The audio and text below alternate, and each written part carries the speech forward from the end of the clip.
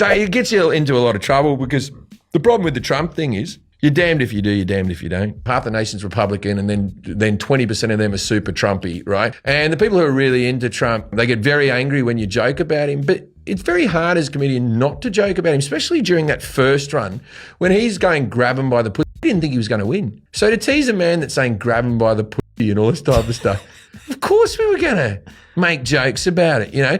And I'm not a big Trump fan. Look, I'll be honest with you. If I was to vote here in Australia, I'm a bit more right-wing than you think I am. When I'm in America, they think I'm basically a bloody communist. Comedian Jim Jefferies is spilling the tea on just how right-wing the United States of America is. Because being left-wing in America means, okay, I believe in gun control, I believe in universal health care, right?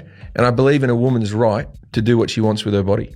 So those three things, healthcare, guns, and abortion, they're the poster children for the Republican Party. That's what they want. And guess what? There wasn't a lie told here. And in America, as long as they keep talking about those three things over and over and over, they can the arse taxes all they want, right? Because all we're arguing is abortion. And they did it in the debate. Abortion, guns, healthcare. I am left-leaning in America, or liberal. Yeah, I'm somewhat of a socialist. Yeah, right. I believe in a society where we take care of our most vulnerable. Yeah. Is it this hard to grasp? Well, for some, it absolutely is. Just think about the leader of the cult. Socialism promises prosperity, but it delivers poverty. Socialism promises unity, but it delivers hatred and it delivers division. Socialism promises a better future, but it always returns to the darkest chapters of the past. That never fails. It always happens. Socialism is a sad and discredited ideology rooted in the total ignorance of history and human nature, which is why socialism eventually must always give rise to tyranny, which it does.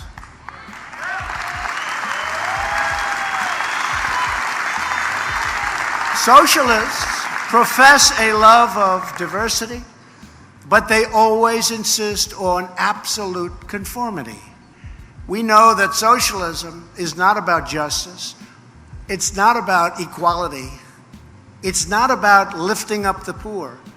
Socialism is about one thing only: power for the ruling class. Incredible irony here, as Donald Trump, the biggest socialist for himself and his family, possibly the United States of America as a country has ever seen. A few examples of how small government is a farce with the Republican Party. Trump acquired tech giant Intel to give the government 10% of its stock, to receive $9 billion in federal grants approved by Congress during the administration of President Joe Biden. Senator Rand Paul of Kentucky, a libertarian, objected, warning if conservatives endorse this now, they hand Democrats a blueprint to expand government ownership over the private sector later.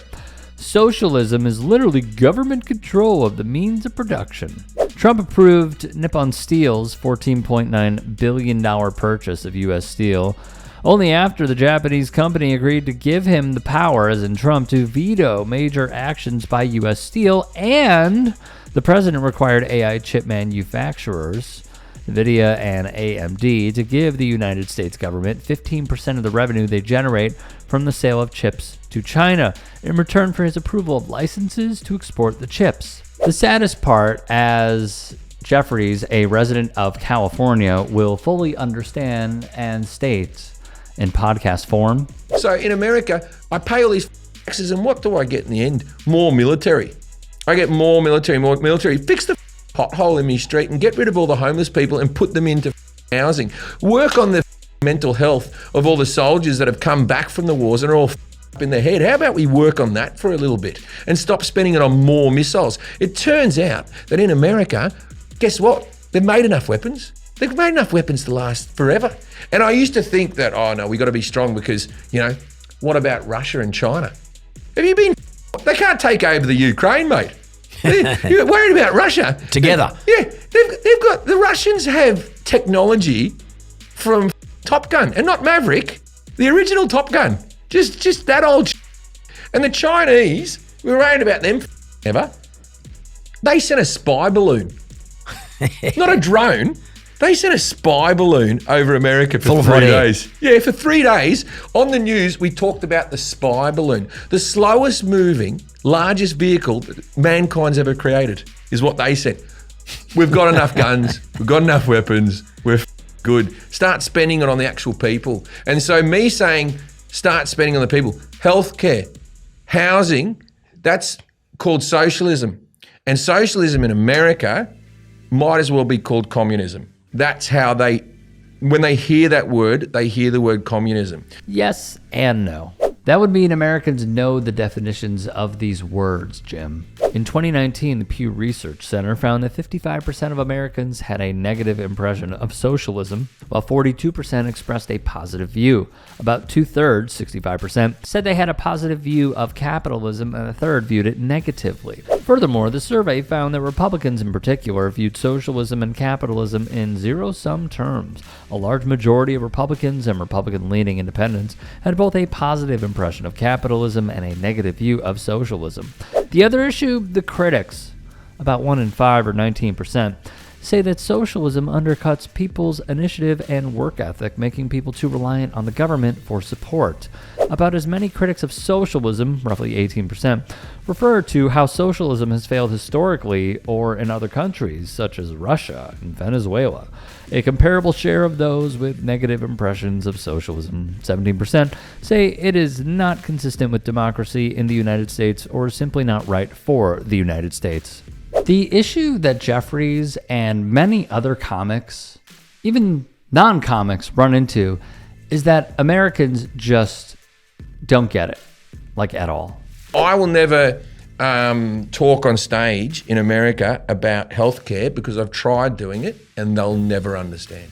They will never see why that's a good thing. They'll go, but why should I be paying something when other people aren't paying enough and blah, blah, blah, blah. And it's just like, dude, just... Hey, I appreciate you watching.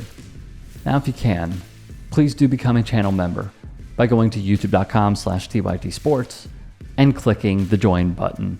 If that's too much for you, you can just go to tyt.com/join to become a member. It helps all of us out here at the Young Turks and keeps our network afloat.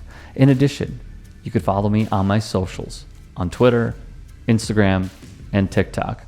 Appreciate the love. Have a great day.